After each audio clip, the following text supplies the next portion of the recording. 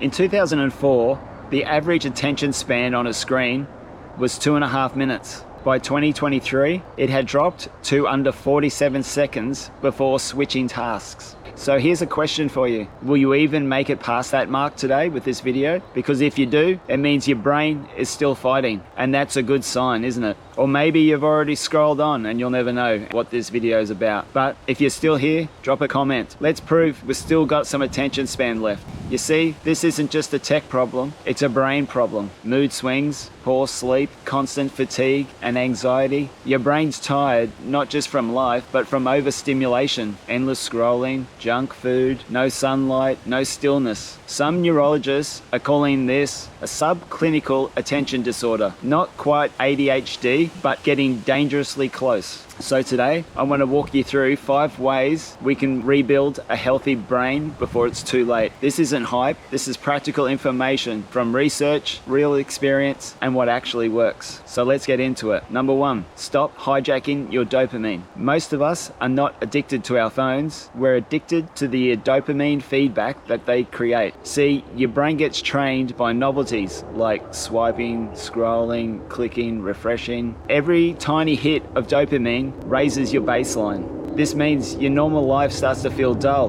A walk, it won't do it anymore. A conversation feels flat and boring. Reading a book and using your imagination, forget about it. And it's not because your life's boring, it's because your dopamine threshold has shifted. Apps are engineered to spike your brain with fast, shallow rewards, and once your brain adjusts, everything else feels pointless. But here's the truth. If you want to reset, you have to start by reclaiming your dopamine. You don't have to go cold turkey, just reduce fast novelty. Here's what we could do. Delete the worst apps. Turn off autoplay and do one thing at a time. Spend 10 minutes a day actually being bored. Your brain will start to create real stimulation again, not fake fireworks. 2, your brain is a muscle. Train it like one. If you don't train a muscle, it weakens. If you train it the wrong way, it grows dysfunctional. This is the same with your brain. Chronic passive consumption leads to shallow thinking. It kills your ability to focus and to reason deeply and to feel real satisfaction in life. But the good news is, neuroplasticity is real and we can rewire our brains at any age.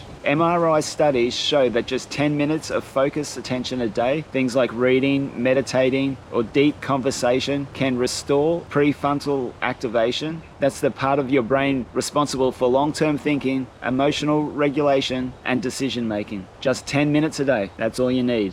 Build it like a practice and it won't feel like a chore. Read something with no pictures. Write your thoughts down with a pen. Have a real conversation without checking your phone. Your brain starts coming back online, one session at a time. 3, sleep and sunlight, the 2 free superpowers. Sleep isn't just rest, it's your brain's repair window. There's something called the glymphatic system, and during deep sleep, it flushes out waste from your brain. Don't get enough REM sleep, and that junk builds up. It's the cause of mental fog, mood swings, and cognitive decline. Andrew Huberman talks about sleep like it's sacred, and he's right. Go to bed and wake up roughly the same time every day. You don't have to be perfect about it, but that helps. The other free tool, sunlight. First thing in the morning, get outside. I love this because I surf and I'm getting the sun in the eyes whilst exercising and having fun. It's a win-win. But just 10 minutes of morning light helps reset your circadian rhythm, boost dopamine and cortisol in a healthy way, and it improves sleep later that night. Sleep and sunlight. There's no app or supplement that replace good sleep and morning light,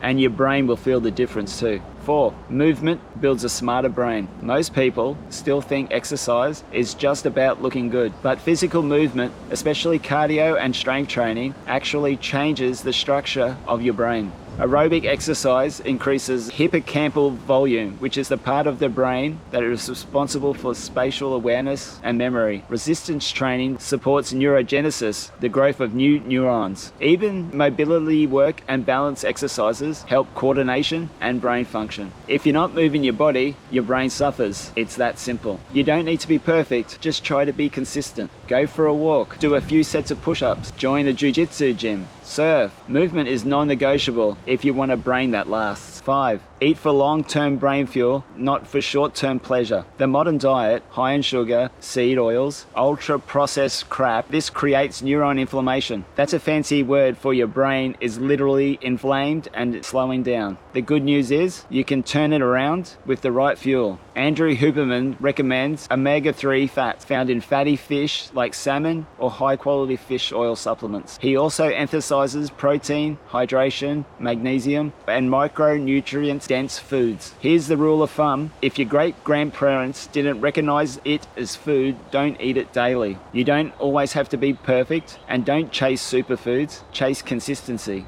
Every meal is either helping your brain rebuild or pushing it closer to dysfunction. Here's where it all comes together. Most of us don't think of the brain like something we need to train until it's too late. We wait until burnout happens, anxiety is through the roof, until nothing feels real anymore. But you can flip that. Reclaim your dopamine. Train, focus like a muscle. Sleep like it matters. Move every single day. And feed your brain like it's your future, because it is. And if this all feels overwhelming, just pick one today. One area, one change, 1 week at a time. See what happens, and maybe next month you choose another. You'll be amazed how quickly your brain starts to come back online. So if you've been feeling foggy, scattered, and emotionally flat, try this. Try rebuilding the thing that has been quietly falling apart while you've been scrolling.